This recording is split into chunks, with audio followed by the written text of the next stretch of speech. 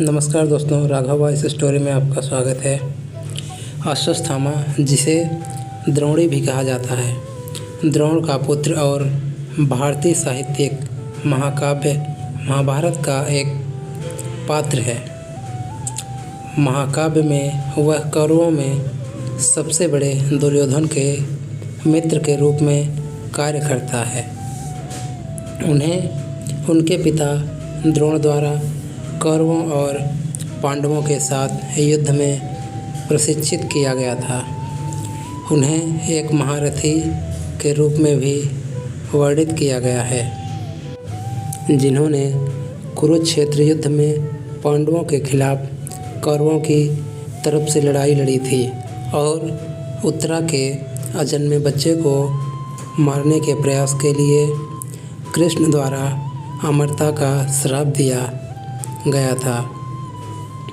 अश्वत्थामा ने विभिन्न दिव्य अस्त्रों का ज्ञान प्राप्त किया था, जैसे कि नारायणास्त्र, ब्रह्मास्त्र, ब्रह्मशिरास्त्र और कई अन्य। जब हस्तिनापुर ने द्रोण को कौरवों को शिक्षा देने का विशेषाधिकार दिया तो द्रोण और अश्वत्थामा दोनों हस्तिनापुर के प्रति वफादार हो गए और कुरुक्षेत्र युद्ध में कौरवों की ओर से लड़े। युद्ध के 14वें दिन वह अंजना पर्वन घटोत्कच का शक्तिशाली पुत्र सहित राक्षसों की एक टुकड़ी को मार देता है और घटोत्कच को भी हरा देता है, लेकिन उसके भ्रम का मुकाबला करने में विफल रहता है।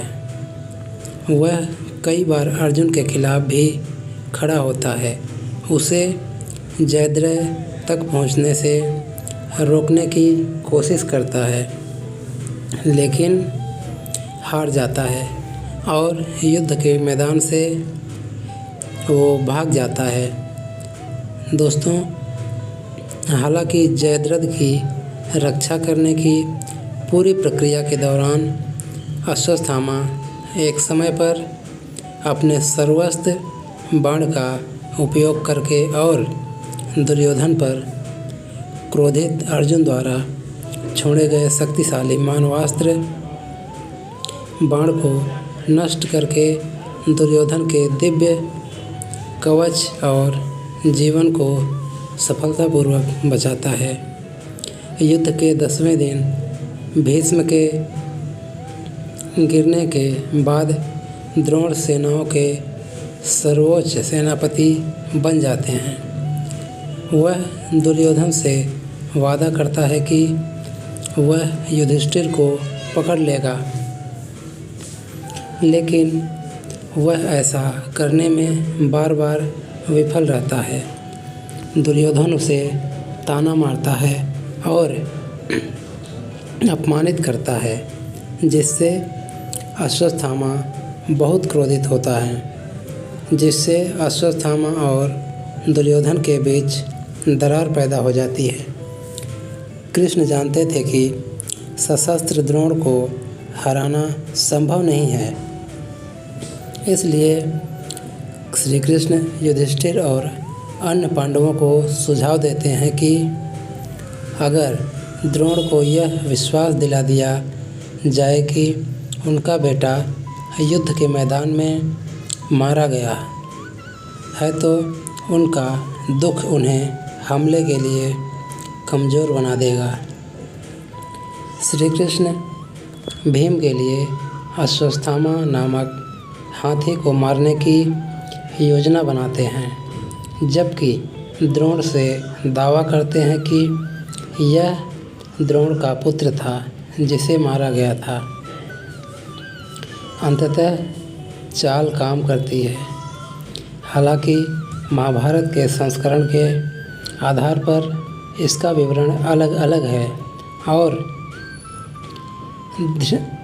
धृष्टद्युम्न दुखी ऋषि का सिर काट देता है। अपने पिता की धोखे से हत्या किए जाने के बारे में जानने के बाद अश्वत्थामा क्रोध से भर जाता है और पांडवों के विरुद्ध नारायणास्त्र का प्रयोग करता है।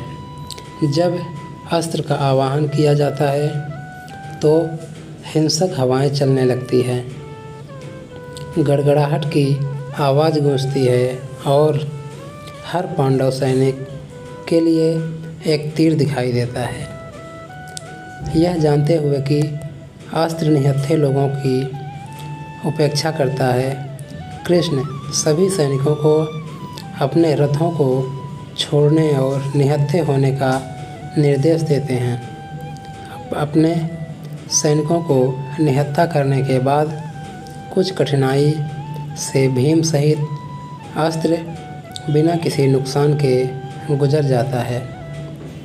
जब दुर्योधन ने विजय की इच्छा से फिर से अस्त्र का उपयोग करने का आग्रह किया तो अश्वत्थामा ने कहा कि यदि अस्त्र का फिर से उपयोग किया गया तो यह अपने उपयोगकर्ता पर हमला करेगा।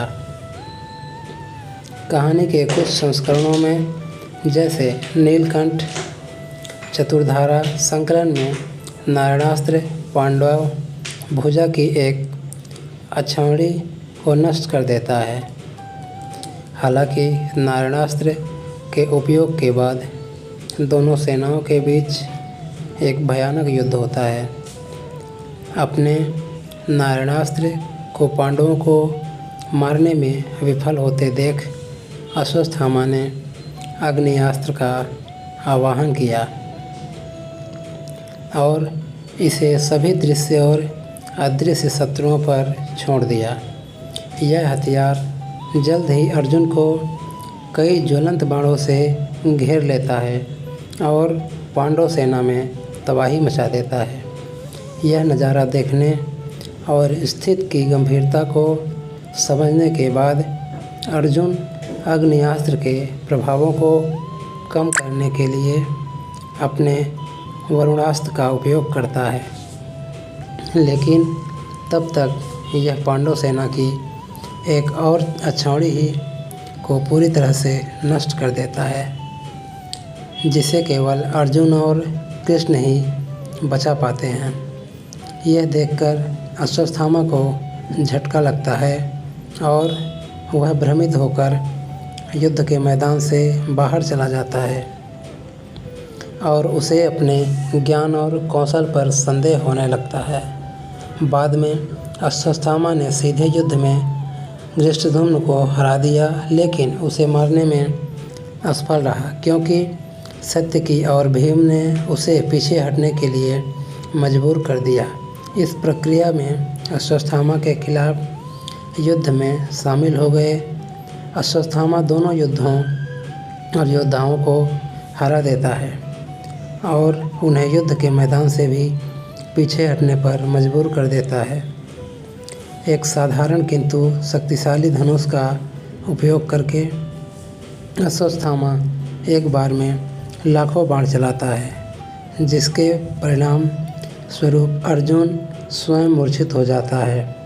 अश्वत्थामा फिर से अर्जुन पर विजय पाने की कोशिश करता है, लेकिन अंत में अर्जुन उसके शरीर में कई बाणों से छेदकर उसे हरा देता है, जिससे वह बेहोश हो जाता है और उसका सारथी अश्वत्थामा को अर्जुन से दूर ले जाता है। पांडवों के सबसे शक्तिशाली योद्धाओं में से एक पांड्य साम्राज्य के राजा मलयध्वज अश्वत्थामा के खिलाफ लड़ता है।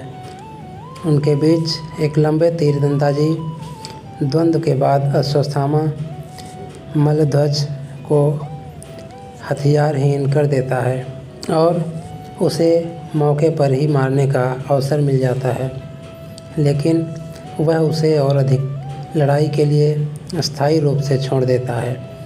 तब मलयध्वज एक हाथी पर सवार होकर अश्वत्थामा के खिलाफ आगे बढ़ता है और एक शक्तिशाली भाला फेंकता है, जो बाद के मुकुट को नष्ट कर देता है। यह देखकर कौरव सेना के सभी महान योद्धा अश्वत्थामा की उसके कार्य के लिए सराहना करते हैं। दोस्तों वीडियो पसंद आए तो वीडियो को लाइक करें, चैनल पर नए हो तो चैनल को सब्सक्राइब करें।